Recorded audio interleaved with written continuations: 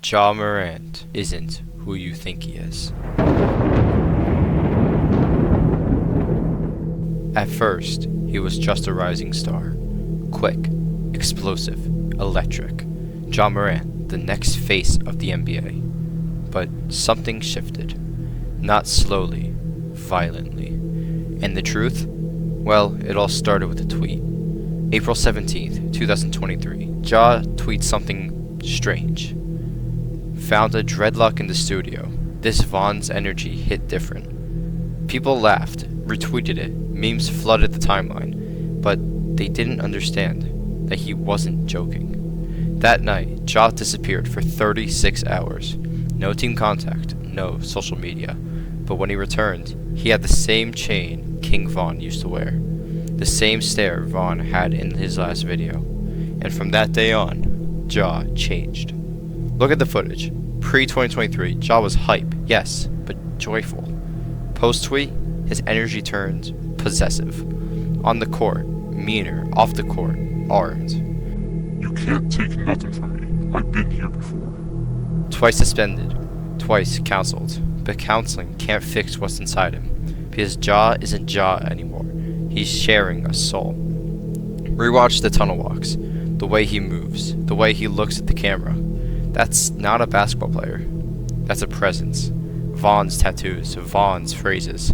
Even the way Ja holds the gun. Exact. Frame for frame. Sometimes we be in the locker room, and he's talking to someone who's not there.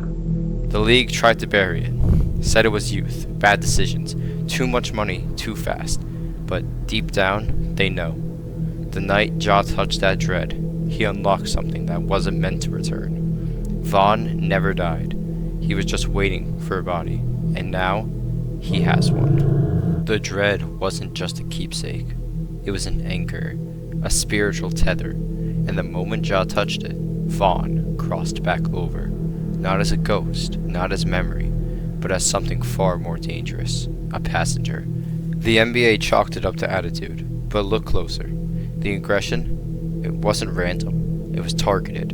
Watch the games. Every time Ja stared someone down, he wasn't just taunting, he was hunting. A courtside fan said this, and the audio was picked up by some satellites in the NBA. He said something wild to Kuzma, like, I remember what you said in 2020. That don't make sense.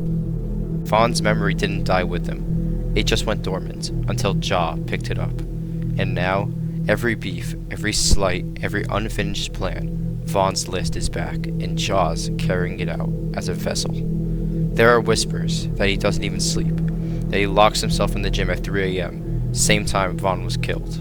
Same block frequency playing on loop, because the dread didn't just give him his soul, it gave him his mission. Look at this Instagram story. Ja is dancing to Von's unreleased track, and his eyes are glowing. Teammates stopped talking. Coaches walked on eggshells. Even Nike paused campaigns. Not because of the image, but because they felt it too. That weight, that presence, that something else. Then came the second suspension. But behind closed doors, there was no punishment. They tried an exorcism. They brought in pastors, chanted over him, and he laughed. He looked at them and said one line. Y'all can't bring me out. I'm already home. You thought this was about discipline? No. This is resurrection. And now, the league watches nervously. Not because Jaws is a threat to others, but because if Von's back, who else could return? Dirk said it in a track. Thug hinted it in a letter. And Silver, he's already covering it up.